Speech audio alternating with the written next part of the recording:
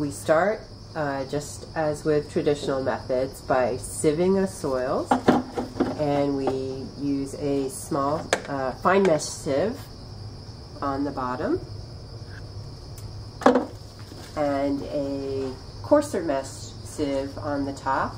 In this case, we are using a 0.25 millimeter mesh sieve on the bottom and a 0.5 millimeter mesh on top.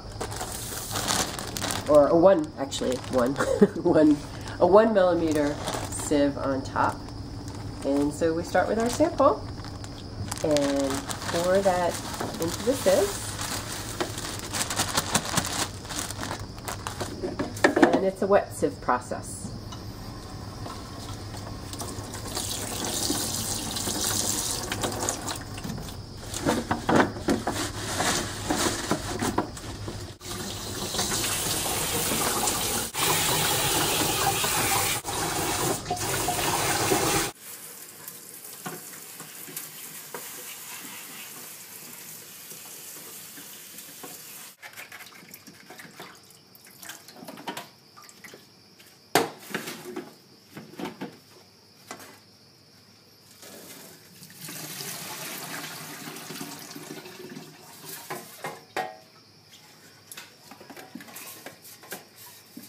In this method, we spend more time actually sieving because it's very important to get rid of all of the mineral material, all of the rocks in the sample, because as you see as the process goes on, we don't want that rocky material adding to the weight of the sample, of the overall estimate of the sample.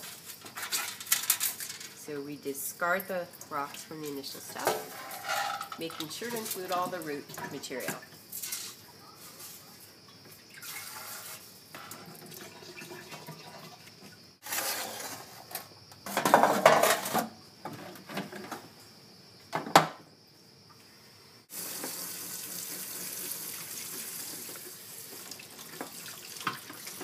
For the setup in our lab, we tend to separate the material, the root material that is collected on the top sieve from that's collected on the bottom sieve, because in the next step we mainly want to be dealing with only short pieces of root material and short pieces of debris.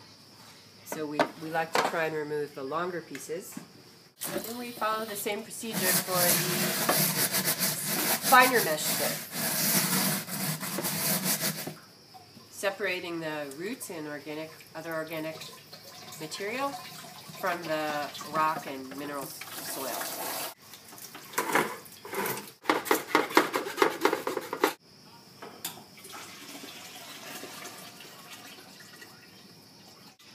Again, you want to separate all the organic material, including roots and debris, from the rock and mineral soil. And you want to perform this step very carefully.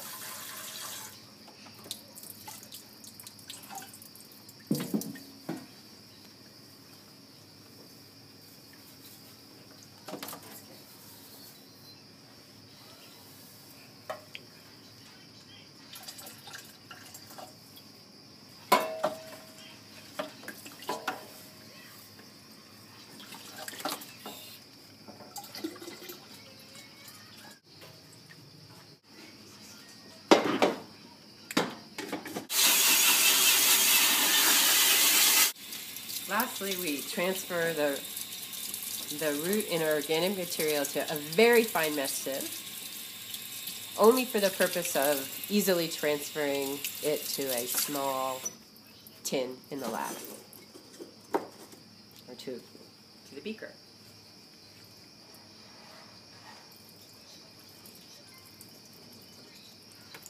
In this method, we use 2-size beakers. That's how we decided to do it in our lab. And the size of the beaker will depend on the size of, or the amount of organic material you have to work with. In this case, we decided to use our 1-liter beaker, and our convention in the lab is to fill it with water to 750 milliliters. The way we treat the root and debris that is collected on the coarser mesh sieve is we then separate, we just treat it as with traditional methods. We separate the debris from the roots. In this sample, we can see there's actually very little debris. Most of the debris usually is transferred to the finer mesh sieve. So we'll just pick out a few pieces of debris. And another thing in our lab, we decided we would like to know the weight that contributes to the total from roots of different diameter classes.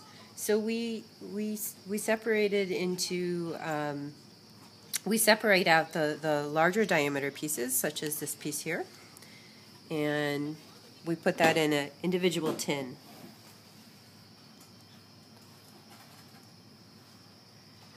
And the finer pieces, the finer diameter roots, we also put into a separate tin. So in this case, again, there's not very much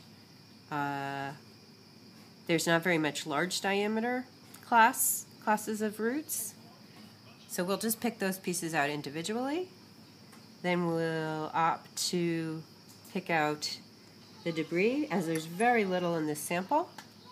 And then we'll transfer the rest into the very fine mesh sieve and then collect it all in the third tin with the fine roots. The way we like to do this in our lab is to have 2 people, and we feel that using 2 people is the best way because one person can randomize the sample, and then the second person can very quickly take a subsample before it settles too much. So that 2 people ensures that the subsamples are very well randomized, and that's what we're looking for here. So we like to turn the mixer on high, and then stop it quickly and plunge with our homemade plunger. Well, the second person takes the subsample. We make sure we got all the material from inside the syringe. In this syringe we have treated, we've cut the end off. It has a 1 centimeter diameter opening. Therefore it can take in many more roots. And for the subsamples, we have paired samples. We're going to pick all the debris or all the roots out of one subsample and put it into a second tin. We choose the size of the subsample. In this case, 20 milliliters is the standard for our lab. We want the amount of material that is going to be weighed in the end to be substantial enough so that the error will not interfere with the total weight. That is, we want the subsample weight to be high enough so that the error will not be so much that it gives an inaccurate estimate.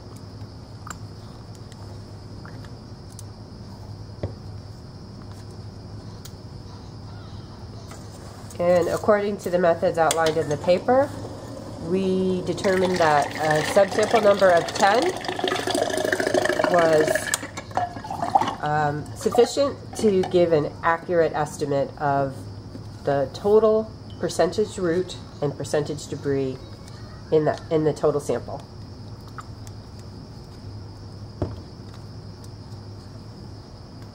On the other hand, we want the subsamples in total to represent a small enough fraction of the total sample so that this method actually provides time savings. So we don't want to take up too much material and therefore cost ourselves too much time in the process.